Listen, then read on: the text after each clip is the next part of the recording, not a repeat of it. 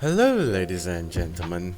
Welcome to the Eco Minions podcast, where we discuss topics related to environmental issues.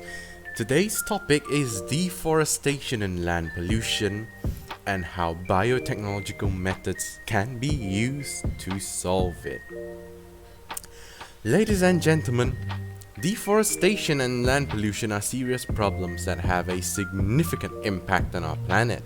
They lead to soil degradation, loss of biodiversity, and climate change. Fortunately, biotechnological methods can be used to solve these issues. But what is biotechnology, you may ask? Biotechnology can be defined as the use of living organisms or their products to create useful products or to solve problems. In this case, biotechnological methods can be used to solve environmental problems, which we will be discussing in this Eco Minions podcast.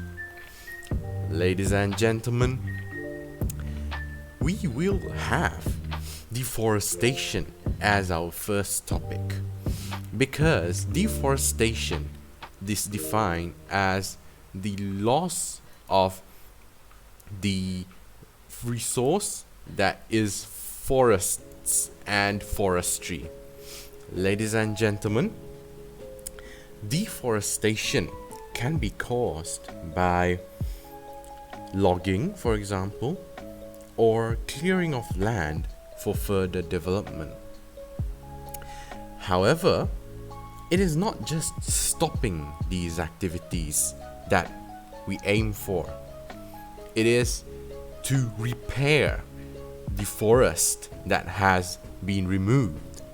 Ladies and gentlemen, the first method in order to combat deforestation is reforestation.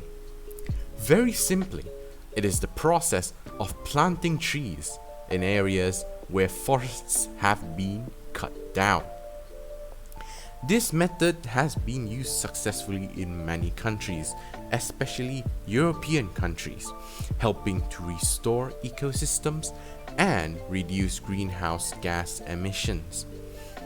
Because we restore the forest that was removed through deforestation, not only do we recover oxygen generating capabilities, we also regain the ability to maintain a diverse biological sphere, also known as maintaining biodiversity.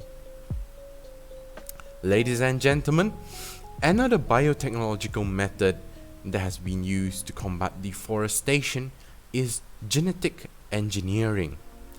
Genetic engineering can be defined as the process of manipulating an organism's DNA to change its characteristics. So, with genetic engineering, we can make plants more resilient. We can make them less susceptible to diseases.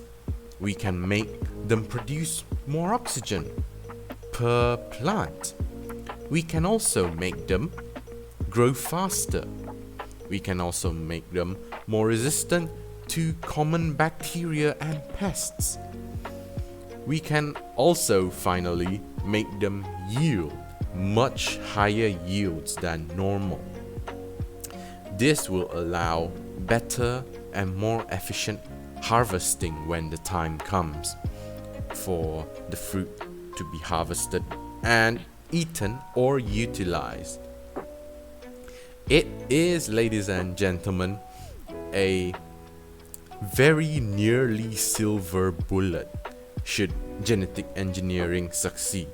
However, it is not without its pitfalls, ethics concerns, as well as concerns with wilding these plants should they escape into the wild.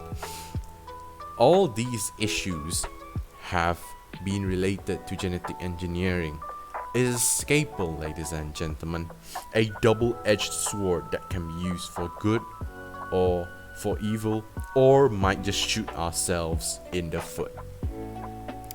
Ladies and gentlemen, now let's move on to land pollution.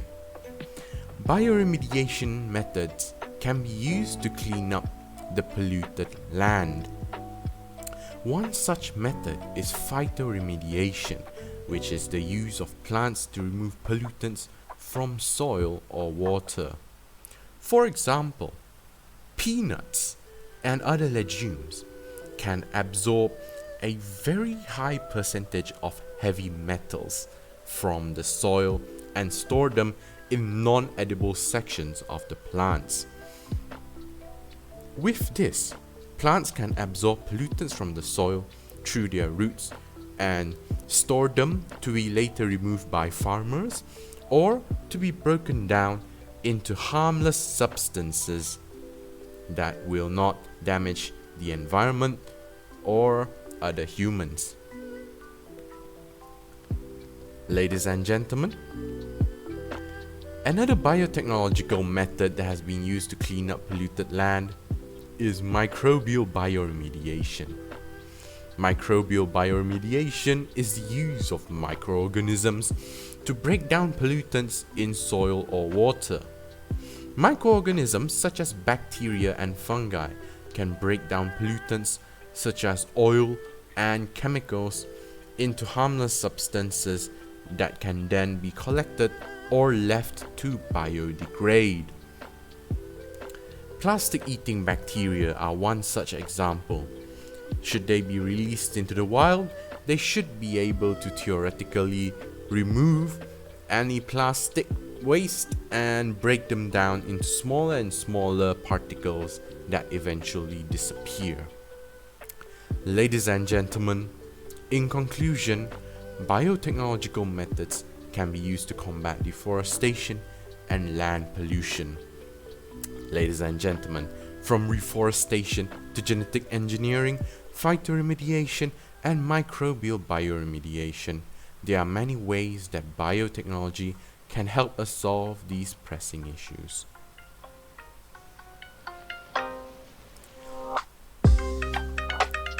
We hope you found this podcast informative and entertaining. If you have any questions or comments, please feel free to leave them in the comments section below. Thank you so much for listening. This has been the Eco Minions, and this is Abraham Minion number 3. We are the Environmental Biotechnology Group G1-11. Glad to serve you.